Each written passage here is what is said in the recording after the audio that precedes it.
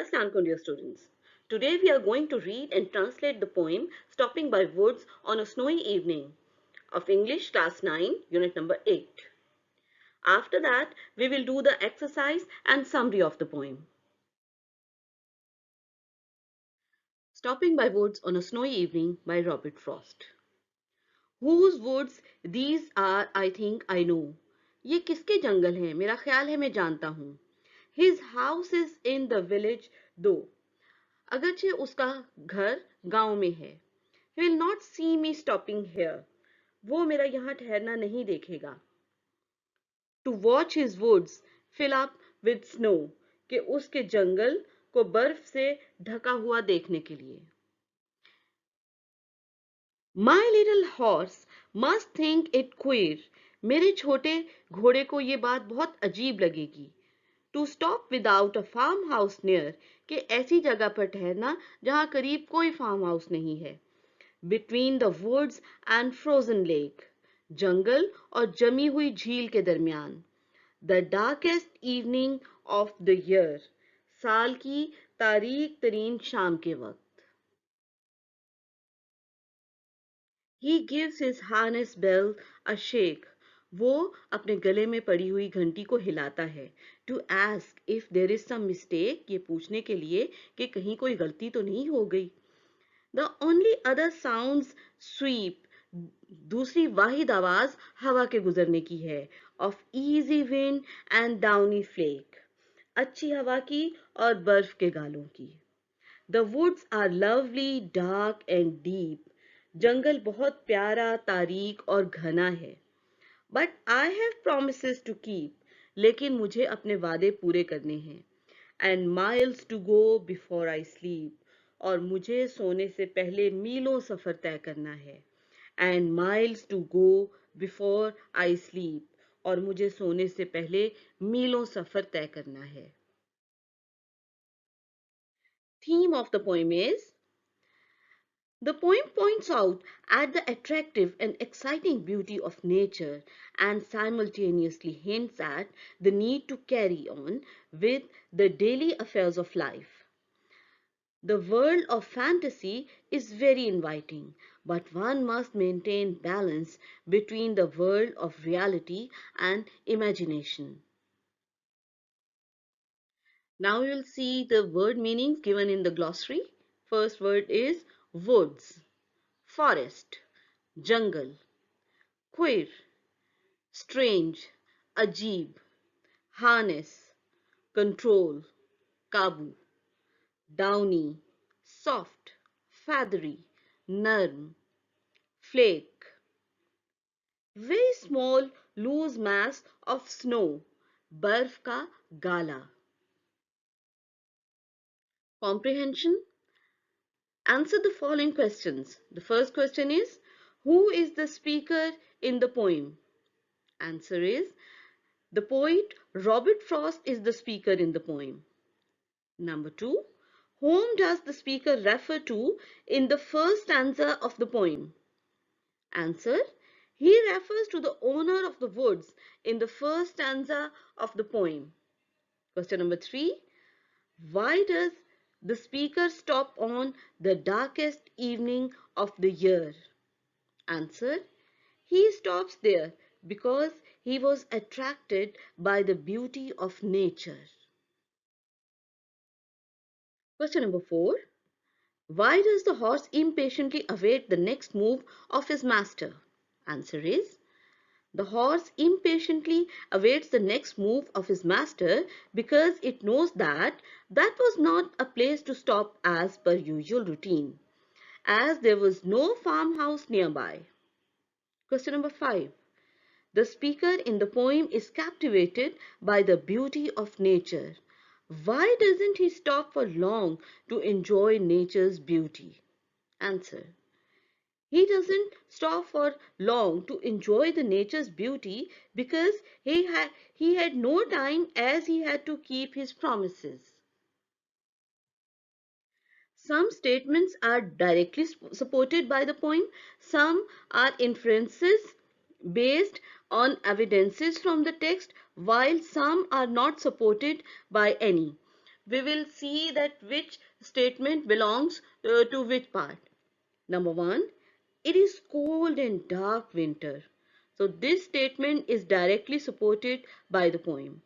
Next statement is, the speaker knows the owner of the woods. This statement also directly supported by the poem.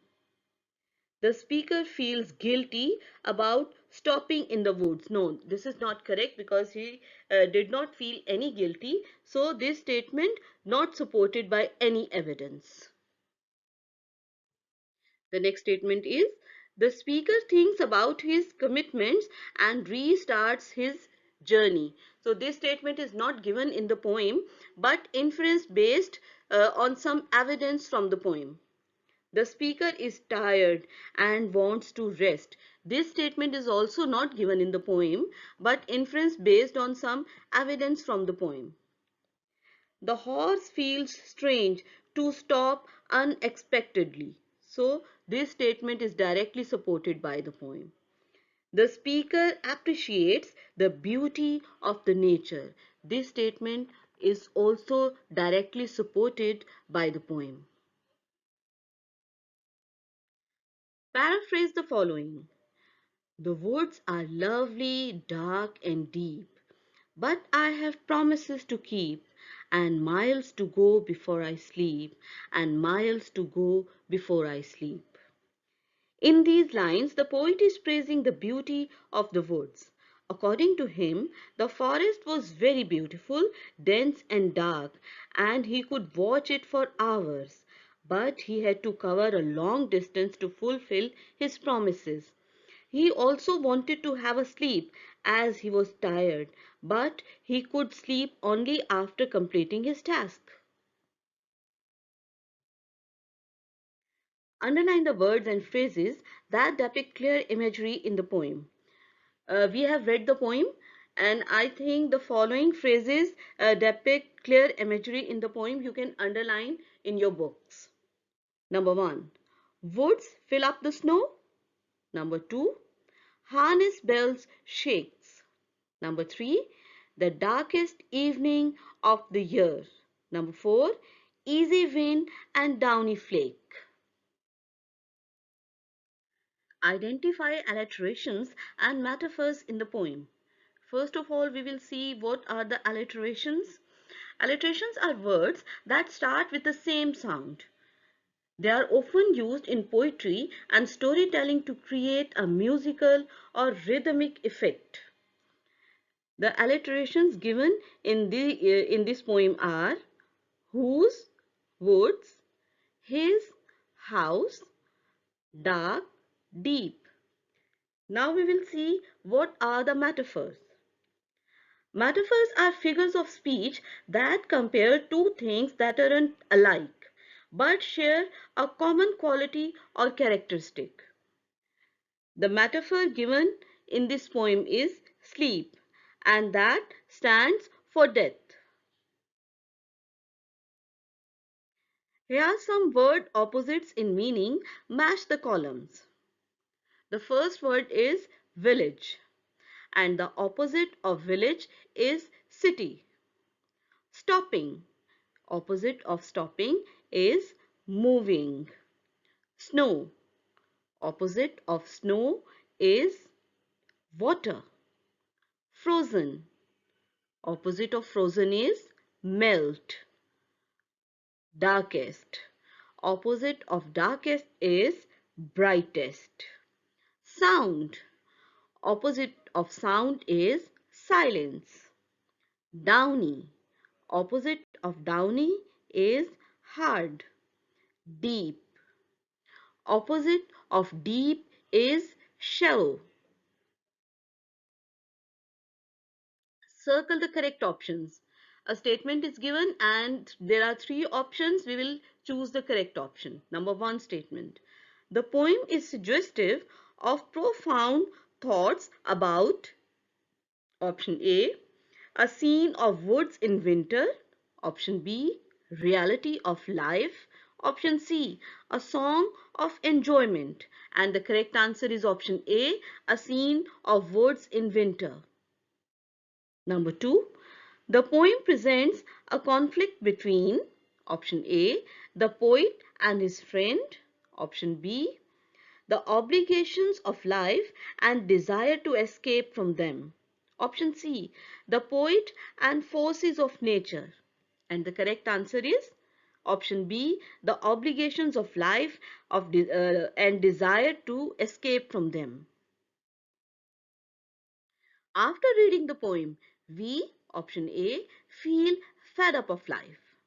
Option B, wish to sleep for a long time. Option C, get ready to face the challenges of life. And this is the correct answer. Number 4. The poem conveys to us only option A, a surface meaning, option B, a profound thought, option C, no meaning at all. And the correct answer is option B, a profound thought. Dark woods symbolize option A, darkness spread around the poet, option B, death and departure to another world, option C, darkness in the mind of poet. And the correct answer is option B, death and departure to another world. Replace each of the following underlined adjective phrases by an adjective. Number 1. He wrote a turban made of silk. We will replace made of silk by an adjective. The sentence would be, he wore a silken turban. He is a man without a friend. Without a friend will be replaced by friendless. He is a friendless man. Number 3. Nobody likes a person with bad temper. With bad temper may be replaced by bad tempered person. Nobody likes a bad tempered person. Number 4. It is of no use. Of no use may be replaced by useless. It is useless. He is a man of sense.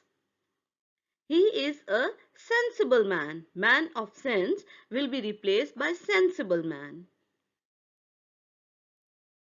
Replace each of the following underlined adverbs by an adverb phrase.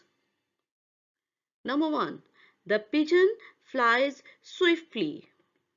Swiftly will be replaced by with a great speed. The pigeon flies with a great speed. He built his house there. There will be replaced by at that place. He built his house at that place. He tried hard. Hard will be replaced by the phrase with great effort. He tried with great effort. He spoke eloquently, and eloquently will be replaced by with eloquence. He spoke with eloquence. Number 5. Did Sarah behave well? Well will be replaced by the phrase in a good way. Did Sarah behave in a good way? Make 3 sentences using adjective phrases and 3 sentences using adverb phrases. First of all, we will make the sentences with adjective phrases. I am giving the examples. You should make your own sentences. Number 1. Food in this restaurant is incredibly delicious. Incredibly delicious is adjective phrase. My mother was extremely happy on my success. Extremely happy is an adjective phrase. Her skin is as soft as silk. Adverb phrases. Number 1. He did extremely well in the exams. Extremely well is the adverb phrase. She managed to complete her task very quickly. Very quickly is the adverb phrase. Handle these ornaments with great care. With great care is the adverb phrase. Summary of the poem, Stopping by the Woods on a Snowy Evening by Robert Frost. This poem is written by Robert Frost, who was a famous American poet. He was an internationally acclaimed poet who won the famous Pulitzer Prize for 4 times. In this beautiful poem, the poet is talking about a horse rider who was passing by some woods in the winter season. It was evening time, and he was so mesmerized with the natural beauty of the snowy jungle that he stopped on his way and kept on watching the view. According to him, he knew the owner of that forest who lived in a nearby village. So he was not worried about him because it was not possible for him to see the poet watching his forest that time. The snow has wrapped everything in it. His horse had become some confused, as he thought his owner had stopped at that place by mistake, because there was no farmhouse nearby where they could stay. It tried to wake his master up by moving its harness bells. There was no other sound there except the blowing of wind and the falling snowflakes. The forest was very dark, deep, and lovely. The rider wanted to stay there for a long time, but he had to do many tasks and cover a long distance before he reached home and went to sleep. The poet has explained the philosophy of life in the poem as well. Everyone finds many attractions in the life, and no one wants to leave this life. But we cannot stop here for too long. The poem is known for its beautiful imagination, beauty of nature and responsibilities of life.